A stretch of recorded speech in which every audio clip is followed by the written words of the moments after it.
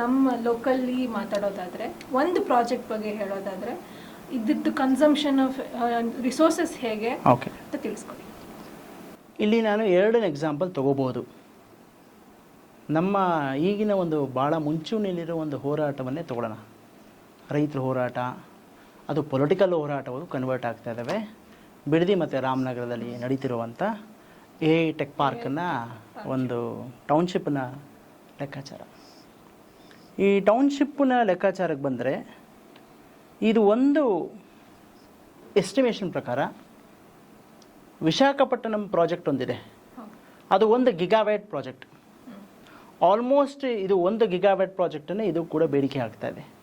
ಇದಕ್ಕೆ 20,000 ಕೋಟಿ ಅಂದಾಜು ಮೇಲೆ ಇನ್ವೆಸ್ಟ್ಮೆಂಟ್ಸ್ನ ಹೂಡಿಕೆ ಮಾಡ್ತಾ ಇದ್ದಾರೆ. ಎಲ್ಲಿ? ಬಿಡದಿಯಲ್ಲಿ. ವಿಶಾಖಪಟ್ಟಣಂ ಪ್ರಾಜೆಕ್ಟ್ ಕೂಡ 22,000 ಕೋಟಿನ ಇನ್ವೆಸ್ಟ್ಮೆಂಟ್ ಮಾಡ್ತಾ ಇದೆ. ಸೊ ಇದೆರಡು ಆಲ್ಮೋಸ್ಟ್ 1 ಗಿಗಾವ್ಯಾಟ್ ಪ್ರಾಜೆಕ್ಟ್ ಇದೆ. ಗಿಗಾವ್ಯಾಟ್ ಪ್ರಾಜೆಕ್ಟ್ ಇದು ಮೊದಲನೇ ಟೆಕ್ ಪಾರ್ಕ್. ಅಂದರೆ ಇಲ್ಲಿ ಕೆಲಸ ಮಾಡ್ತಾ ಇರ್ತಾರೆ, ಅಲ್ಲೇ ಮನೆಗಳನ್ನ ಕಟ್ಕೊಂಡಿರ್ತಾರೆ, ಅಲ್ಲೇ ಜನಗಳು ಬದುಕಿ ಬಾಳ್ತಾರೆ. ಇದು ಇಂಡಿಯಾದಲ್ಲಿ ನಂಬರ್ 1 ಮೊದಲನೇ ಪ್ರಾಜೆಕ್ಟ್. ಬೇರೆದೆಲ್ಲ ಬರೀ ಪಾರ್ಕ್ಗಳಿದ್ದಾವೆ, ಜನಗಳಿರಲ್ಲ. ಇದು ಒಂಥರ ಇನ್ಫ್ರಾಸ್ಟ್ರಕ್ಚರ್ ಪ್ರಾಜೆಕ್ಟ್, ಜನನೂ ಇರ್ತಾರೆ, ಪಾರ್ಕ್ ಇರುತ್ತೆ. ಹೌದೌದು, ಅಲ್ಲೇ ಇರ್ಬೋದು, ಅಲ್ಲೇ ಕೆಲಸ ಮಾಡ್ಬೋದು, ಅಲ್ಲೇ ಬದುಕಿ ಬಾಳ್ಬೋದು. ಈ ಥರ ಒಂದು ಪ್ರಾಜೆಕ್ಟನ್ನು, ಇನ್ಫ್ರಾಸ್ಟ್ರಕ್ಚರ್ ಪ್ರಾಜೆಕ್ಟನ್ನು ಮಾಡ್ತಾ ಇದ್ದಾರೆ. ಇದು ಮುಖ್ಯವಾಗಿ ನೀವು ರಿಸೋರ್ಸ್ ಅಂತ ಕೇಳ್ತಿದ್ದೀರ. ಮೊದಲನೇದು ನೀರು. ಇದು ನೀರನ್ನು ಅಂದಾಜು ಮೇಲೆ ಹೇಳೋದಾದರೆ ಒಂದು ದಿನಕ್ಕೆ 2 ಕೋಟಿ ಲೀಟ್ರಷ್ಟು ಕನ್ಸಂಪ್ಷನ್ ಆಗುತ್ತೆ ಈ ಪಾರ್ಕ್ಗೆ. 1 ಗಿಗಾಬೈಟ್ ಪ್ರಾಜೆಕ್ಟ್ಗೆ ಒಂದು ದಿನಕ್ಕೆ 2 ಕೋಟಿ ಲೀಟ್ರ್ ಬೇಕಾಗುತ್ತೆ. ಹಂಗಂದು ಲೆಕ್ಕ ಹಾಕ್ಕೊಂಡಾಗ ನಿಮಗೆ ಒಂದು ವರ್ಷಕ್ಕೆ ನೀವು ತೊಗೊಂಡಾಗ 750 ಕೋಟಿ ಲೀಟರ್ಸಷ್ಟು 750 ಕೋಟಿ ಲೀಟರ್ಸಷ್ಟು. ಇನ್ನೊಂದು ಅಂದಾಜು ಕೊಡ್ತೀನಿ. ಈ ನೀರು ಇದ್ಬಿಟ್ರೆ 750 ಕೋಟಿ ಲೀಟ್ರ್ ಇದ್ದರೆ ಮೈಸೂರು ಮತ್ತು ಮಂಡ್ಯ ಜನಗಳು, 2 ಡಿಸ್ಟ್ರಿಕ್ಟ್ಗಳಿಗೂ ಜನಗಳಿಗೆ, ಕೃಷಿಗೆ ಎಲ್ಲವಕ್ಕೂ ನೀರನ್ನು ನಾವು ಒದಗಿಸ್ಬೋದು. ಆ ಥರ ಎಸ್ಟಿಮೇಟ್ ನೀರನ್ನು ಇದೊಂದೇ ಒಂದು ಪರ್ಟಿಕ್ಯುಲರ್ ಪ್ರಾಜೆಕ್ಟ್ಗೆ ಬಳಕೆ ಆಗುತ್ತೆ. ನೀವು ಇನ್ನೊಬ್ರು ಭಾಳ ಜನ ನನ್ನ ಕೇಳ್ತಾರೆ, ಈ ಬಳಕೆಯಾಗಿದ್ದರಿಂದ ಮತ್ತೆ ಉಪಯೋಗಿಸ್ಬೋದಾ ಏನಾದರೂ ಅಂತ. ಅದಂಗೆ ಆಗೋದಿಲ್ಲ.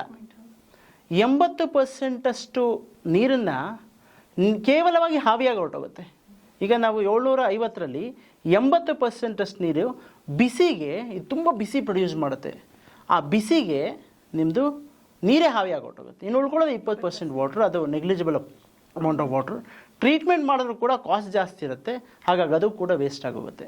ಸೊ ನೀರು ಅಷ್ಟು ಮಟ್ಟಿಗೆ ಬೇಕಾಗುತ್ತೆ. 2 ಡಿಸ್ಟ್ರಿಕ್ಟ್ಗಳನ್ನ ಸಫೈಸ್ ಮಾಡುವಷ್ಟು ನೀರು ಇದು ಒಂದೇ ಒಂದು ಪ್ರಾಜೆಕ್ಟನ್ನು ಹೊಡೆದು ನುಂಗಾಕತ್ತೆ. ಅಷ್ಟು ನೀರು ಇದೆಯಾ ಬಿಡದಿನಲ್ಲಿ? ಪ್ರಶ್ನೆ ಇದೆ ಇವಾಗ. ಈಗ ಯಾಕೆ ನನ್ನ ಪ್ರಕಾರ ಬಿಡದಿಯಲ್ಲೇ ಯಾಕೆ ಇದನ್ನು ಹಾಕ್ತಿದ್ರೆ ಟೌನ್ಶಿಪ್ ಪ್ಲ್ಯಾನ್ ಅಂದರೆ, ಆ ಕಡೆ ನೋಡಿ ತುಮಕೂರಿಂದ ಒಂದು ಪ್ರಾಜೆಕ್ಟ್ ಬರ್ತಾ ಇದ್ವಿ. ತುಮಕೂರಿಂದ ಕುಣಿಗಲ್ ಟು ಮಾಗಡಿ ರಾಮನಗರಗೆ ಕನೆಕ್ಟ್ ಮಾಡ್ಕೊತಾರೆ. ಅದು ಹೇಮಾವತಿ ಲಿಂಕ್ ಪ್ರಾಜೆಕ್ಟ್ ಅಂತಲೇ ಕರೀತಾರೆ ಅವರೆಲ್ಲ. ಓಕೆ, ಎಕ್ಸ್ಪ್ರೆಸ್ ಹೈವೇ ಅಂತಲೂ ಕರೀತಾರೆ, ಭಾಳ ಫಾಸ್ಟಾಗಿ ಬರಬೇಕು ಅಂತ. ಆ ಪದನೂ ಹಾಗೆ ಇದೆ, ಎಕ್ಸ್ಪ್ರೆಸ್ ಹೈವೇ. ಇದಲ್ದಿರ ಈಗ ಇನ್ನೊಂದು ಪ್ರಶ್ನೆ, ಅಲ್ಲಿ ನೀರೇ ಬರಲಿಲ್ಲ, ವೆಸ್ಟರ್ನ್ ಘಾಟ್ಸಲ್ಲಿ ನೀರು ಬರಲಿಲ್ಲ ಅಂದರೆ ತುಮಕೂರಲ್ಲಿ 23 TMC ನೀರಿರಲ್ಲ. ಹಂಗಿದ್ದಾಗ ಇಲ್ಲೂ ಹರಿಯಲ್ಲ. ಸೊ ಹಿಂಗಿದ್ದಾಗ ಬಿಡದಿ ಅನ್ನೋ ಆಪ್ಷನ್ ತಗೊಳ್ಳಿ. ಅದು ಅಟ್ಲೀಸ್ಟು ಕಾವೇರಿ ನೀರಿಂದ ಎಳ್ಕೊತಾರೆ ಅವ್ರು ನಾಳೆ. ಈ ಪ್ರಾಜೆಕ್ಟ್ ರನ್ ಆಗಲೇಬೇಕು. ಇದು ಭಾಳ ಕೋಟ್ಯಾಂತರ ರೂಪಾಯಿ ಇನ್ವೆಸ್ಟ್ಮೆಂಟ್ ಆಗಿರೋ ಪ್ರಾಜೆಕ್ಟ್, 20,000 ಕೋಟಿ ಪ್ರಾಜೆಕ್ಟ್ ಬಿಡಲ್ಲ. ಸೊ ಆ ಕಾವೇರಿ ನೀರಿಗೆ ಆಪ್ಷನ್ ನಂಬರ್ 2 ಇದೆ. ಕಬಿನಿಯಿಂದ ಆಪ್ಷನ್ 3 ಇದೆ.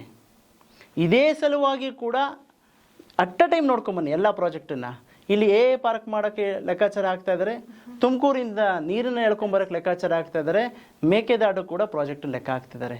ಸೊ ಈ ಮೂರನ್ನು ಸ್ವಲ್ಪ ಫೋರ್ಸೈಟ್ ಇಟ್ಕೊಂಡು ನೋಡೋದಾದರೆ ಈ ಪ್ರಾಜೆಕ್ಟ್ ತುಂಬ ನೀರನ್ನು ಬಿಡುತ್ತೆ. ಪದೇ ಹೇಳ್ತಾ ಇದ್ದೀನಿ, ಇಟ್ಸ್ ಅ ಫ್ರೆಶ್ ವಾಟರ್. ಇದಲ್ದಿರ ಎಲೆಕ್ಟ್ರಿಸಿಟಿ ಅಂತಲೂ ಬರೋಣ. ಇದೇ ಟೈಮ್ಗೆ ಎಲೆಕ್ಟ್ರಿಸಿಟಿಯನ್ನು ನೀವು ನೋಡ್ಕೊಬನ್ನಿ. ರೈತರುಗಳಿಗೆ ಎಲೆಕ್ಟ್ರಿಸಿಟಿಗೆ ಚಾರ್ಜ್ ಮಾಡ್ತೀವಿ, ಮನೆಗೂ ಮೀಟ್ರ್ ಹಾಕ್ತೀವಿ ಅಂತ ಹೇಳ್ತಾ ಇದ್ದಾರೆ. ಅರ್ಥ ಏನು? ನೀವು ಮೀಟ್ರ್ ಇಷ್ಟು ದಿನ ಫ್ರೀ ಆಗಿದ್ದು ಮೀಟ್ರ್ ಹಾಕಿದಾಗ ಏನಾಗುತ್ತೆ ರೈತರುಗಳಿಗೆ, ಅದು 7.5 HP 10 HP ಮೋಟ್ರ್ಗಳಿಗೆ ಮೀಟ್ರ್ ಹಾಕ್ತಾರೆ. ಈಗ ಹಂಗೆ ಮೀಟ್ರ್ ಹಾಕಿದಾಗ ಏನಾಗುತ್ತೆ, ಲಾಜಿಕಲಿ ಸರ್ಕಾರ ಏನಾರ ಗೆದ್ದರೆ ಆ ಒಂದು ಚಳುವಳಿಯಲ್ಲಿ, ರೈತ ಚಳುವಳಿ ಜೊತೆಗೆ ಸರ್ಕಾರ ಎರಡೂ ಕೂಡ ಹೊಡೆದಾಡ್ತಾ ಇದೆ. ಸರ್ಕಾರ ಗೆದ್ದರೆ ಅಟ್ಲೀಸ್ಟ್ ರೈತರು ಇಷ್ಟು ಅಮೌಂಟ್ ಆಫ್ ಇಷ್ಟು ಅಮೌಂಟ್ ಆಫ್ ವ್ಯಾಟ್ಸ್ನ ಅಂದರೆ ಕಮ್ಮಿ ಯೂಸ್ ಮಾಡ್ತಾರೆ. ಈಗ ನಾವು ದುಡ್ಡು ಕೊಡಬೇಕು ಅಂದಾಗ ಆಟೋಮೆಟಿಕಾಗಿ ಮನುಷ್ಯನ ಸಹಜ ಗುಣ ಕಮ್ಮಿ ಯೂಸ್ ಮಾಡ್ತಾನೆ.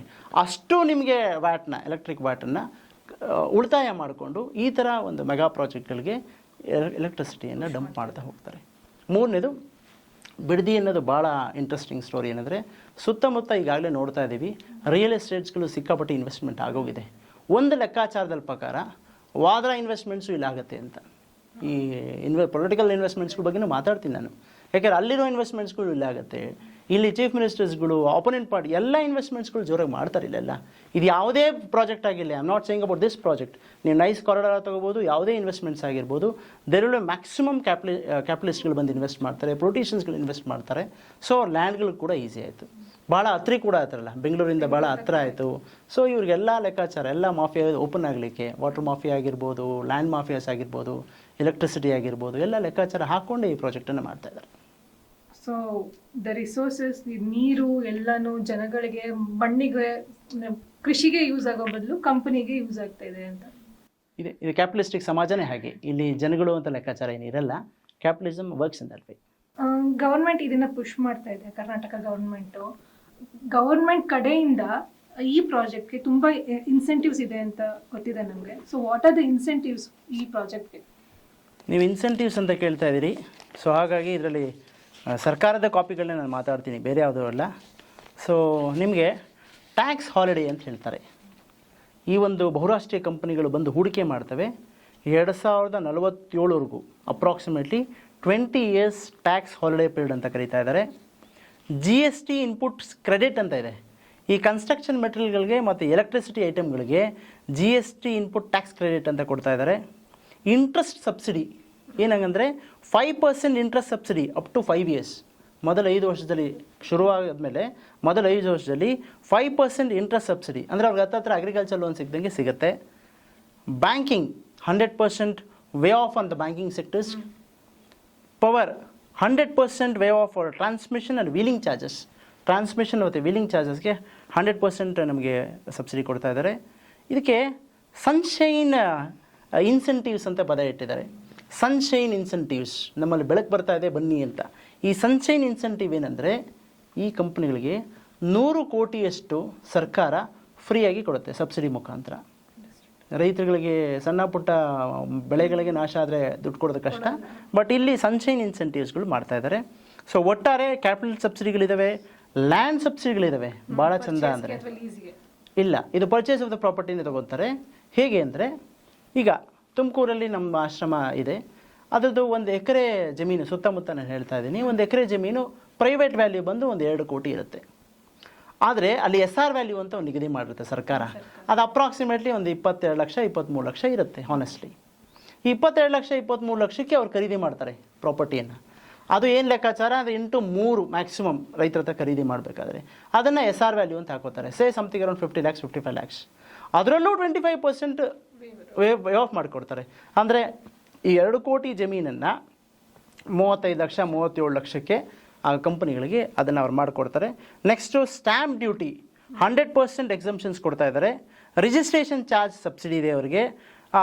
ಲೋನ್ ಕನ್ವರ್ಷನ್ಸ್ಗಳು ಚಾರ್ಜಸ್ ಇರ್ತವೆ. ಆಮೇಲೆ ಪವರ್ ಟ್ಯಾರಿಫ್ ಸಬ್ಸಿಡಿಗಳು ಕೊಡ್ತಾ ಇದ್ದಾರೆ. ಟ್ಯಾಕ್ಸ್ ಎಕ್ಸಂಪ್ಷನ್ಸ್ ಅವಾಗಲೇ ನಿಮ್ಗೆ ಹೇಳಿದೆ. ಸ್ಪೆಷಲ್ ಕ್ಯಾಪಿಟಲ್ ಸಬ್ಸಿಡಿ ಅಂತಲೂ ಕೊಡ್ತಾ ಇದ್ದಾರೆ. 4,000 ಕೋಟಿ ಆ್ಯಂಡ್ ಅಬೋವ್ ಮಾಡಿದ್ರೆ, ಇದು 20,000 ಕೋಟಿ, 4,000 ಕೋಟಿ ಆ್ಯಂಡ್ ಅಬೋವ್ ಮಾಡಿದ್ರೆ ಸ್ಪೆಷಲ್ ಕ್ಯಾಪಿಟಲ್ ಸಬ್ಸಿಡಿ ಅಂತ ಕೊಡ್ತಾ ಇದ್ದಾರೆ. ಲ್ಯಾಂಡ್ ಕನ್ವರ್ಷನ್ ಸಬ್ಸಿಡಿ ಕೊಡ್ತಾ ಇದ್ದಾರೆ. ಇದೊಂಥರ ಲ್ಯಾಂಡ್ ಅಂದರೆ ಅಗ್ರಿಕಲ್ಚರ್ ಲ್ಯಾಂಡ್ನ ಕನ್ವರ್ಟ್ ಮಾಡಿದಾಗ ಅದಕ್ಕೂ ಕೂಡ ಸಬ್ಸಿಡಿಗಳಿದ್ದಾವೆ. ಸೊ ಒಂಥರ ಎಲ್ಲ ಈ ಪಬ್ಲಿಕ್ ದುಡ್ಡು, ಇದು ನಮ್ಮ ದುಡ್ಡು, ನಿಮ್ಮ ದುಡ್ಡು, ಬಹಳ ಜನ ಇಲ್ಲಿ ಟ್ಯಾಕ್ಸ್ ಪೇಯರ್ಸ್ ಮನಿ. ಇದು ಸಾವಿರಾರು ಕೋಟಿ ಬಹುರಾಷ್ಟ್ರೀಯ ಕಂಪನಿ ಮೇಲೆ ದುಡ್ಡು ಹಾಕ್ತಾ ಇದ್ದಾರೆ in the name of A parks.